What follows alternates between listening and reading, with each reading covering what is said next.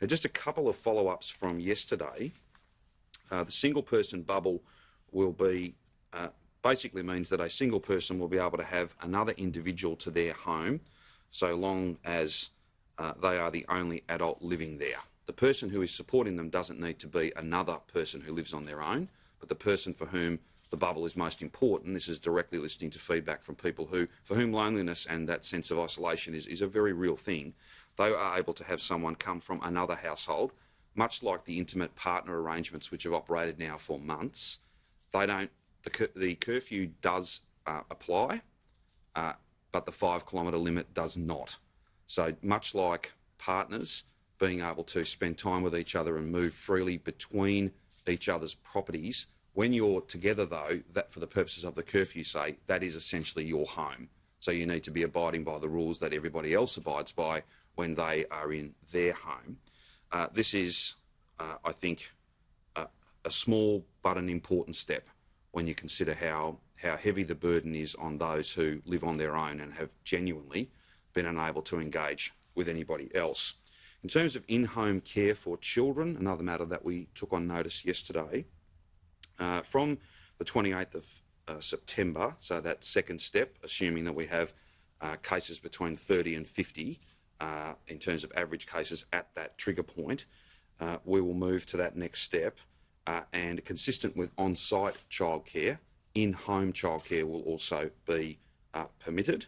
There won't be a need for a permit. It'll mirror, in essence, the arrangements that are going to apply from the 28th of September in childcare in broader settings. If there's any further information we can provide around any rules that would apply there, then we will. That obviously is a little way off, but it'll mirror the reopening of childcare without permits, and that'll be of very significant interest to many, many families.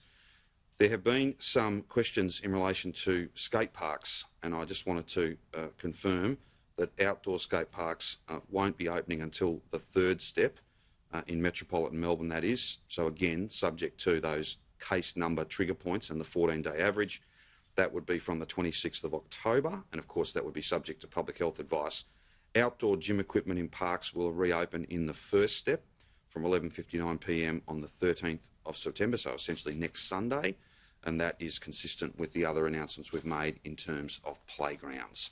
They, I think, faithfully report back on some matters that we just wanted to be very careful with the wording on when the questions were asked yesterday, and we would aim to continue to do that. Wherever we can't give you an absolute definitive answer, we'll come back to you as soon as we can. Just before I throw to Brett to talk about the epidemiology of the day, I just wanted to do a couple of things in broad terms. I wanted to thank Victorians for the amazing job that they're doing, whether they be in metropolitan Melbourne or regional Victoria. I wanted to say how proud I am of the way in which Victorians, despite the great difficulty that these restrictions impose, the great challenge that we face, the sense of frustration, the weariness with these rules, we are sticking together, we are looking out for each other, and we are having considerable success. And the best way to I suppose, define that is that on the 5th of August, we had 725 cases.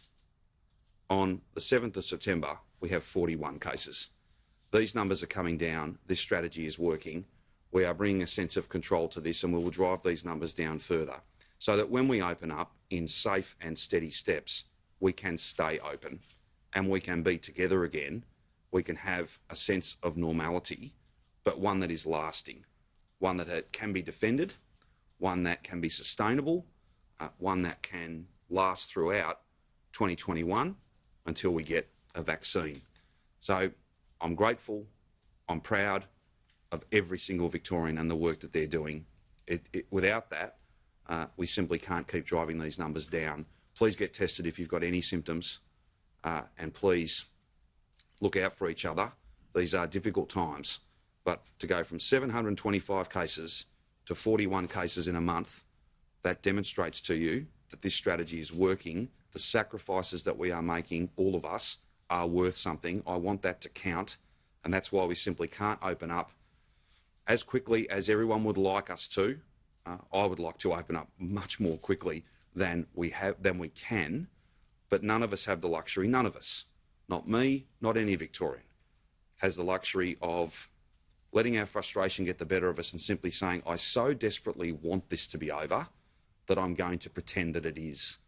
That's not a recipe for anything other than a third wave and being open, yeah, for a very short period of time and then being closed down again.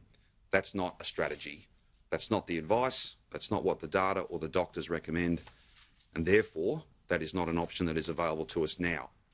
A steady, safe opening is what we will do, and it will be lasting. And the drop from 725 to 41 in the space of a month is proof positive that this strategy is working, and the many contributions, large and small, are being made across the state. They do count. They absolutely count, and they have to count for something as we move out of this as well. I'll now ask Brett to add to my comments, and then we're happy to take any and all questions you have.